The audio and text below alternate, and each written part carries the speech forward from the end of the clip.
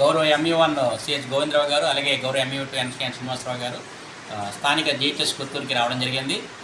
ఈరోజు రావడానికి కారణం ఏంటంటే అపార్ స్టేటస్ని అబ్జర్వ్ చేయడం కోసం ఇద్దరం వచ్చామండి.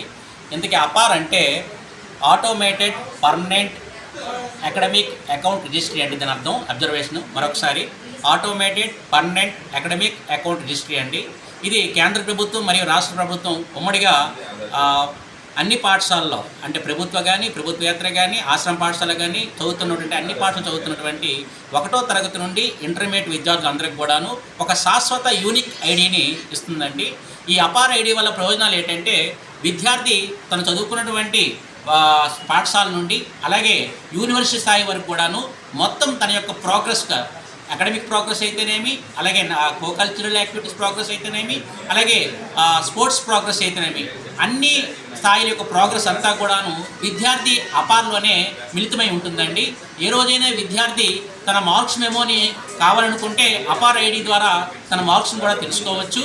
ఈరోజు మన కొత్తూరు మండలంలో మొత్తం 89 ప్రభుత్వ పాఠశాలలు ఉన్నాయండి, అలాగే 4 కాలేజీలు ఉన్నాయి, అలాగే 8 ప్రైవేట్ పాఠశాలలు ఉన్నాయి. ఈ మొత్తం 102 పాఠశాలలో అపార్ని ఇంతవరకు కూడాను మేము కన్సర్న్ టీచర్స్ ద్వారా, సిఆర్ఎంటీస్ ద్వారా, ఎంఆర్సీ సిబ్బంది ద్వారా ఫాలోఅప్ చేశామండి. ఇప్పటి వరకు మన మండలంలో 52% అపారు ఐడిని విద్యార్థులకు అందించామండి. ఇంకో 2 రోజుల్లో ఈ కార్యక్రమాన్ని మేము పూర్తి చేస్తామని మీ అందరికీ తెలియజేస్తాము. థ్యాంక్ యూ అండి. Thank you. ప్రజలకు అవగాహన అనేది ఏ విధంగా తెలియజేస్తున్నది చెప్పండి సార్. పాఠశాలలో కూడాను హెచ్ఎం పేరెంట్ మీటింగ్ ద్వారా తల్లిదండ్రులకు తెలియజేయడం జరిగింది. అలాగే మీడియా ద్వారా, అలాగే ప్రింట్ మీడియా కానీ, అలాగే సోషల్ మీడియా ద్వారా కానీ, అలాగే ఎలక్ట్రానిక్ మీడియా ద్వారా కానీ ఇంతకుముందు మేము పబ్లిసిటీ కూడా చేస్తున్నామండి.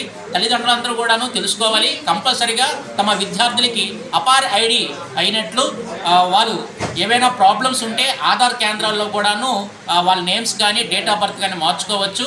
అపార్ అనేది పాఠశాలలో ఉన్నటువంటి అడ్మినిస్ట్రేటరు, అలాగే యూడైస్లోని పేరు, అలాగే ఆధార్లో మూడింట్లో కూడా ఒకేలాగా ఉండాలి. అప్పుడే అపార్ ఐడి అనేది వస్తుంది. సో తల్లిదండ్రులకి తెలియజేసింది ఏమనగా, కంపల్సరీగా మీ విద్యార్థిలోని ఆధార్ కార్డులో అడ్మినిస్ట్రేటర్లో ఏమైనా ప్రాబ్లమ్స్ ఉంటే వెంటనే ఆధార్ కేంద్రాలకు వెళ్ళి విద్యార్థి యొక్క నేమ్ కానీ, సర్నేమ్ కానీ, అలాగే డేట్ ఆఫ్ బర్త్ కానీ 3 కూడాను సరిచేసుకోవాల్సిందిగా కోరడమైనది. ధన్యవాదములు. ఆడకి వెళ్తారా, సినిమాకి వెళ్తారా? మూమెంట్ ఎప్పుడు రెడీ రాసుకున్నాం. ఎంత మూమెంట్ రీల్స్ రాసినా కూడా ఏదో రోడ్డు మీద పెడితే ప్రాబ్లం డెఫినెట్గా ఉంటుంది. ఆలోచన మారిపోతుంది. కూలి పనులు తిరుగుతున్నారు. ఎంఆర్ఓ